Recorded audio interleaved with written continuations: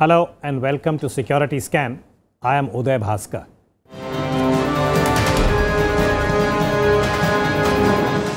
This week, the focus is on MOAB.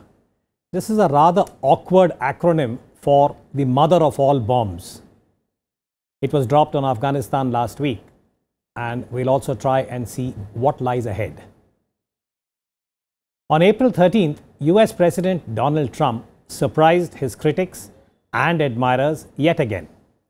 He authorized the dropping of a non-nuclear bomb, the GBU-43 Bravo, a humongous 10,000 kilo packed guided munition in the province of Nangarhar in eastern Afghanistan along the border with Pakistan.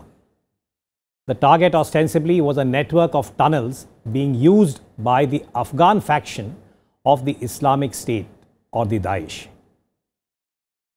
Early reports seem to suggest that as many as 100 cadres of the Islamic State were killed, but this is yet to be verified by a more accurate body count.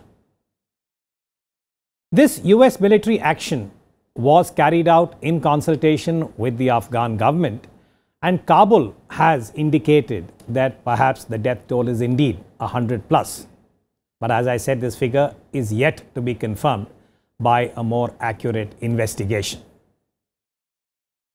As of now, President Trump has sent out many signals with the use of the MOAB, the mother of all bombs, and the primary strand appears to be that the Trump team has prioritized the Islamic State as the most immediate threat to US national security. Is this action and the cruise missile attack on Syria that preceded Afghanistan a definitive shift in the Trump orientation about the use of US military muscle? Is North Korea next? What of the impact within Afghanistan and the manner in which the external powers are dealing with the Afghan imbroglio? Former Afghan President Hamid Karzai has denounced the attack and the use of such a powerful bomb. The subtext clearly points to the fissures within the Afghan political spectrum. As in the case of Syria and the use of the Tomahawks, the use of the MOAB this time, is it a signal to Moscow and Beijing? And will the use of such ordnance have any meaningful impact on the Islamic State and its malignant ideology? To address these issues, we have an eminent panel. As always, allow me to introduce and welcome Lieutenant General Prakash Katoch, a former Director General of Information Systems at Army Headquarters, Ambassador K.C. Singh, former Secretary in the Ministry of External Affairs, and Mr. Alex Travelli, who is the India correspondent of The Economist. Let me turn to you first, General Katoch. This whole military dimension of MOAB, the mother of all bombs, what has been the tactical fallout? And is there any strategic correlate that you see in relation to US policy in Afghanistan? Let me begin by saying that this particular bomb has got no penetration capabilities. It is actually most effective against open targets in a closed environment like a canyon or a cave. One doesn't know what is the network of caves there, but unless the caves were close by, and which in any case have tunnels which are dug at an angle, so the effect is not going to be much. Its predecessor, the BLU-82, was extensively used in Vietnam, and it goes by the same principle. And if you go to visit the Suchi tunnels, which is just 60 kilometers from Ho Chi Minh City, you find that it was not very effective, and it is the same reason that the Americans never used it for the Tora Bora caves, where Osama bin Laden was supposed to have been hiding. It is obviously a show of force, and I think it is linked to what happened in Syria when the Tomahawk missiles, cruise missiles were launched at the airbase. Now you imagine 59 cruise missiles have been launched and only 9 jets were destroyed. 6 people were killed, and radar station was partially destroyed. What the American bloggers also saying is that out of these 59 Tomahawks, 34 were shot down by Russian systems used by the Syrian army. So maybe this was a projection of force to whether you call it a setback or not, but what happened on 6th April and what happened on 13th of April. Now, the first reports by the Afghan army was that 36 people have been killed. And subsequently, it is the provincial spokesmen who have said that 94 people have been killed, but the Afghan army has not said so. So, my appreciation is that there has been limited damage there. Of course, tactical damage is there. Whether this has got strategic dimensions against Russia. Not clear yet. Sorry? The strategic dimension is not clear, you're saying? No, strategic dimensions, I will say like this. Are we giving a message to Russia? Russia has got a father of all bombs, which has got a yield of 44 tons. This is 11 tons. Are we giving a message to Pakistan? Definitely not, because the hatcheries are inside Pakistan. Are we giving a message to North Korea? No way. Okay, so let me try and summarize this. What you're suggesting is that the military impact is limited and we need to figure out what the strategic dimension. But Ambassador Casey, if I can bring you in here, as far as Afghanistan itself is concerned, President Karzai has denounced the attack. Now, what will this do to the whole Afghan issue, as it were? It's interesting that the attack has taken place just before the visit of their National Security Advisor, who was in the region, went to Pakistan. He's also been to India. You're talking about General McMaster. General McMaster. Yeah. Also, interestingly, there are stories in Indian newspapers today that some of the people killed in the attack may be of Indian origin and people who have been gravitating towards ISIS, hailing from Kerala and so on and so forth. There's no confirmation. But there are people who've been apprehended wanting to go to Nangarhar area.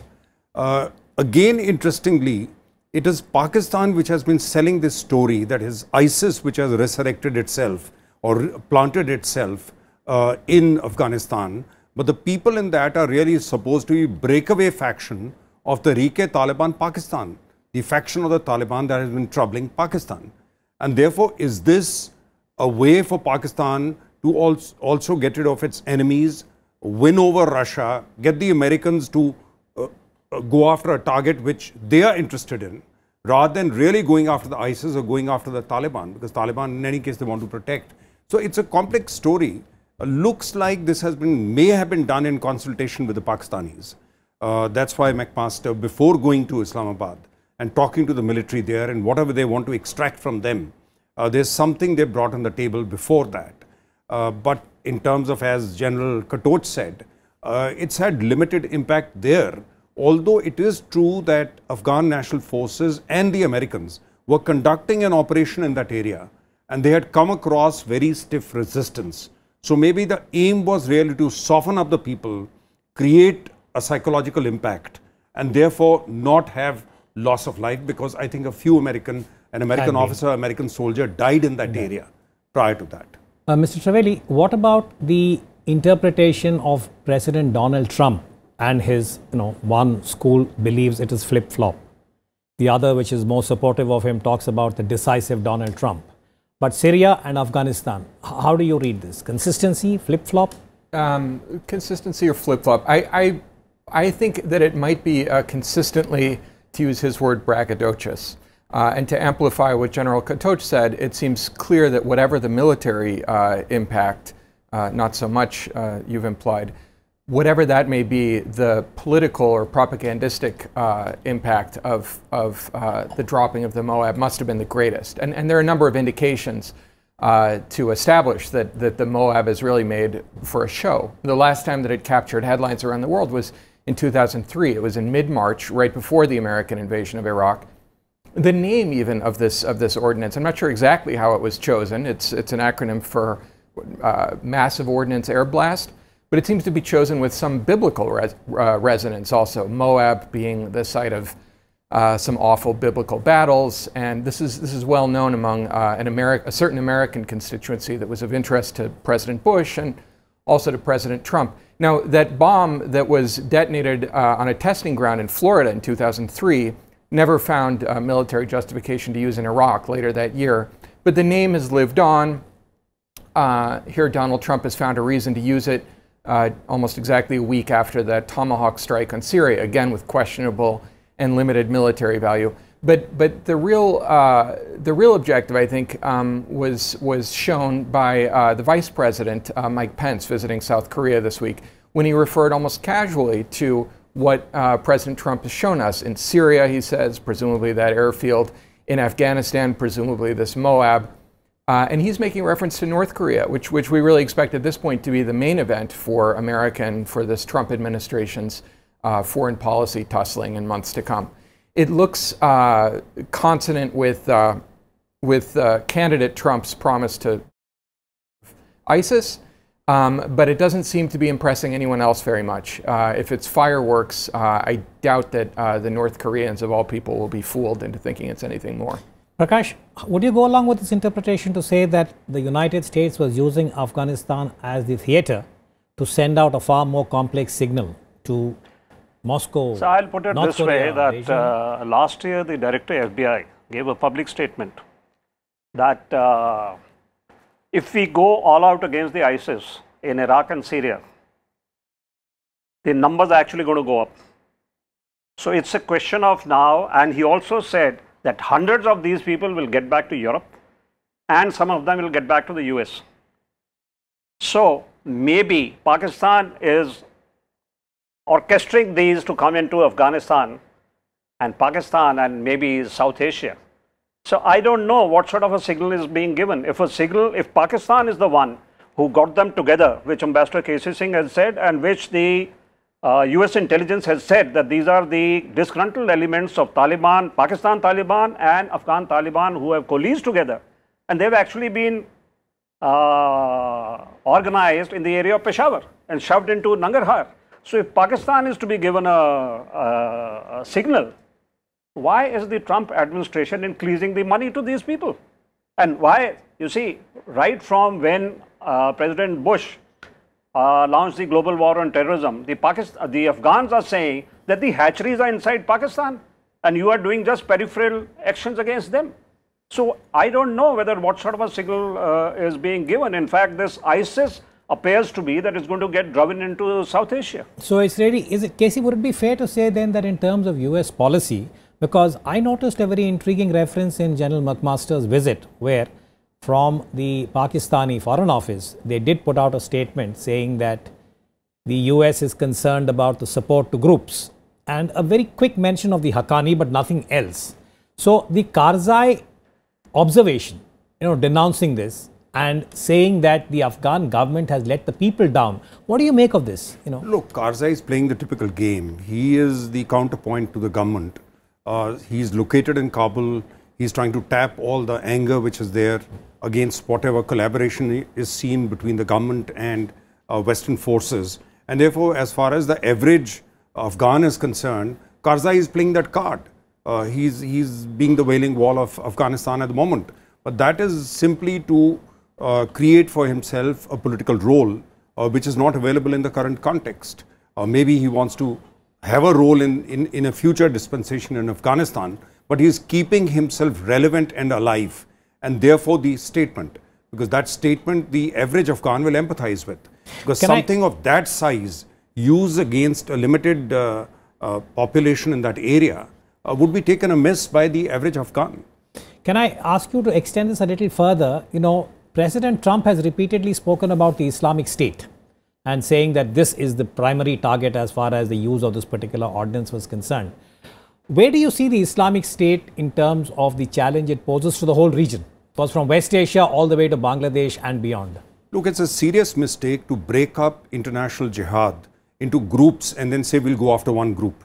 There are stories again today that actually even Al-Qaeda, as ISIS degrades, it may coalesce and again rejoin Al-Qaeda. If the top leadership, Baghdadi, is taken out, they may suddenly find new leadership, and you'll have mutation going on between these groups. One becomes dominant and the other one. It's an ideology, and that ideology will find a new face wherever it goes. Trump had a basic paradox and a contradiction in his approach. If he wanted to solve the ISIS problem by working with his friend President Putin. But Putin and he are only in the air. The troops on the ground are Iranian, Hezbollah, and the local Shia army of Assad. Now, if you say I want to punish Iran, I don't want Iran to be there. So he wants to wean away Putin from the three agencies that are working together to fight on the ground, the ISIS. Then how are you going to manage it? Who's going to do the actual fighting on the ground? Do the Americans want to send their troops in? So there was a contradiction there. There's a similar contradiction in Afghanistan. So I think we are, because with the downgrading of Bannon and the now obviously the generals in the US administration getting more voice in terms of devising future options, we'll find US slowly returning to some of the old ways of dealing with it. They are still sort of pussyfooting around it. I don't think they have a strategy. Now, use of cruise missiles and the mother of all bombs, if this is going to be the equivalent of US pussyfooting, I wonder what the future has for us. But Alex, can you come in on two issues here? The one that Casey is talking about, the challenge of the IS. Now, there is one school which said that the US and Russia need to work together. What about Europe? Because in many ways, the refugee crisis is impacting Europe first, and it's already impacted the politics of Europe. So what is your take on the Islamic State and 2017 as we go into the next few months? Well, the 2017 I expect to be a crucial year in the history of IS, and not exactly to disagree with Ambassador Casey Singh's point that international jihad is a uniform ideology in some ways, but specifically ISIS is what's captured the American leadership's imagination, and that means the al-Baghdadi leadership over territory currently held in northern Iraq and Syria. But that's about to end. I really think it's clear. Once Mosul is cleared, the rest of that sort of territorial presence that's made ISIS seem like a different creature entirely should be expected to end quickly. And I wouldn't be surprised if what are right now counted as units of ISIS in Libya, Nigeria, or Boko Haram, I suppose, is not ISIS, but ISIS aligned. Who knows? I don't know what ISIS Khorasan really is. I suspect that the branding value of ISIS might disappear very quickly, in which case we might find ourselves looking at what seem to be, and perhaps already are, a very disparate bunch of groups, some of which will interest the United States, some India, some perhaps European countries, although they've shown no military appetite for most of those conflicts. But by the end of 2017, I certainly expect we won't be talking about ISIS as if it's a monolith to be feared. Prakash, ISIS and South Asia, Bangladesh, India, now Pakistan raises the IS when it suits them. How do you read this? So I think the global power play today, the only way to counter the opposition is through hybrid war and subconventional war. And that is why this area is going to be plunged into chaos and instability is going to continue. If you see the UNAMA report of July 2016, it clearly spells out by name the Pakistan-based proxies which are operating inside Afghanistan. Yet this year you find that the US has been authorized $1.1 billion to be given to Pakistan as coalition support funds. Within the only proviso is 400 million is linked to the Haqqanis. That means rest of the proxies can carry on regardless. So what is happening in AFPAK, I think Pakistan is also going to get sucked into this, is that on one side you have the US, on the other side you have the Russians and the Chinese, and that is the only way to counter each other. So I think this area is going to be plunged into chaos. Casey, the Haqqani faction issue, where he says that there is a clear allocation of a certain amount of the US aid linked to Haqqani. But for us in India particularly, the US policy, which is 30 years old in terms of allowing Pakistan's duplicity, if you will, of supporting terror groups and ostensibly being part of the global war on terror. Do you see this being altered in any radical way, or you think we'll have more of the same through the Trump administration? Look, I think what we need to understand is, and this is what somehow I feel the BJP government has not shown sensitivity to, is the fact that we have a very large Muslim population within the country. Now you cannot go along with US and with US approaches beyond a point. You cannot let the simmering discontent in the valley to continue. You cannot allow the kind of evangelism and vigilantism that we are seeing over cow protection and so on and so forth. Because the last thing you want when you got explosive situation in the Islamic Ummah all around you is to spread the fuel around in India. People are not stupid. Earlier leaders, Vajpayee and other people are not stupid. That they dealt with a domestic situation in a manner that did not provide an opening. And that is why at the height of Al-Qaeda's influence, the support to Al-Qaeda or to Pakistan-based jihad was never more than double digit. They never had a module come up which was larger than 5, 10 or 12. It never went to 3 digits. Now, the last thing you want is for this to have an impact in India. So, you need an internal thing. There's a battle for hearts and minds. India is a citadel. India has to be treated as a citadel of tolerance, where we will not allow communal passions to spill over. Then you deal with it, because other countries will deal with it how it suits them.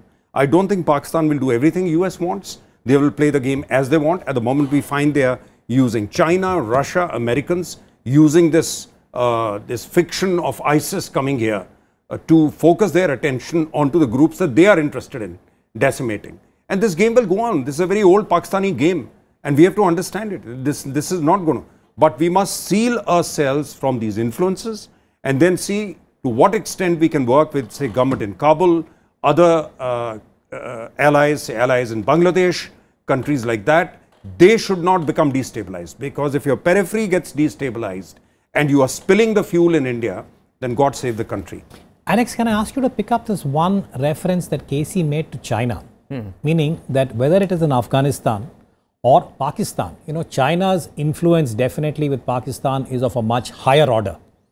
And we have also seen some reports about China expressing its own concerns about those provinces of China that have a fairly large Muslim population, such as the Uyghurs in the Xinjiang area.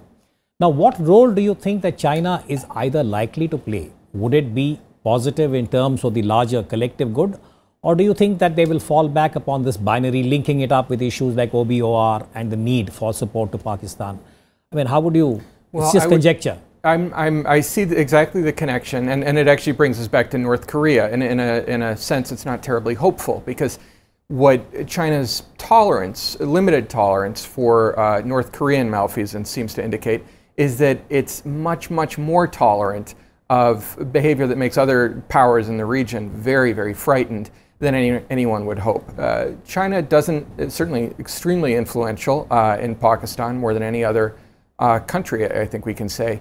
But its willingness to see Pakistan supporting jihadists, even if there's a backflow into the Uyghur regions of China, to me it looks like it's going to go on for years more than anyone else, say India, can stand.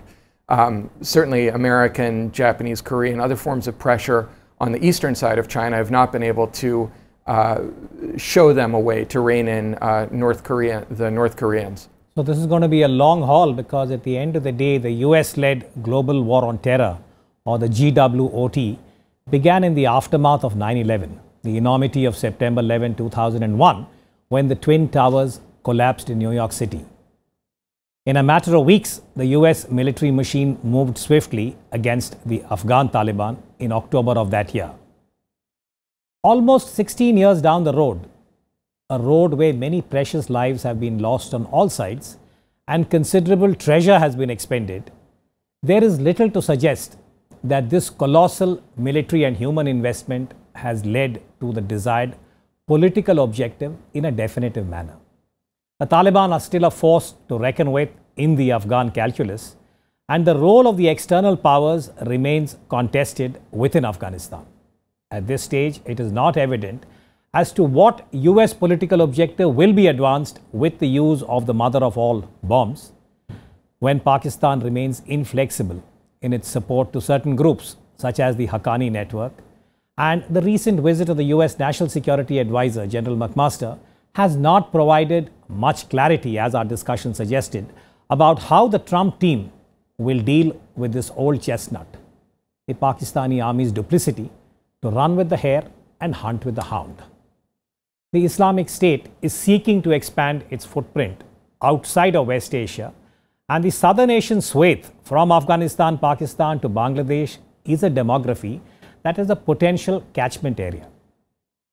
The ideology that drives the IS or the Daesh has many adherents and affiliates within the region, and while countries like Bangladesh and India are cognizant of the threat of such malignant ideology to their internal security, they remain vulnerable given the small numbers that can spread terror. As the discussion highlighted, the use of ordnance, such as the mother of all bombs, is capable of stunning the adversary, but temporarily. A long-term socio-political strategy that also includes an alternative narrative to the practice of the Islamic faith is called for, And this is a collective endeavor whose contours, I would say, are yet to be defined. On that note, allow me to thank my guests, General Katoch, Ambassador K.C. Singh, and Mr. Travelli. And thank you for watching Security Scan. Goodbye.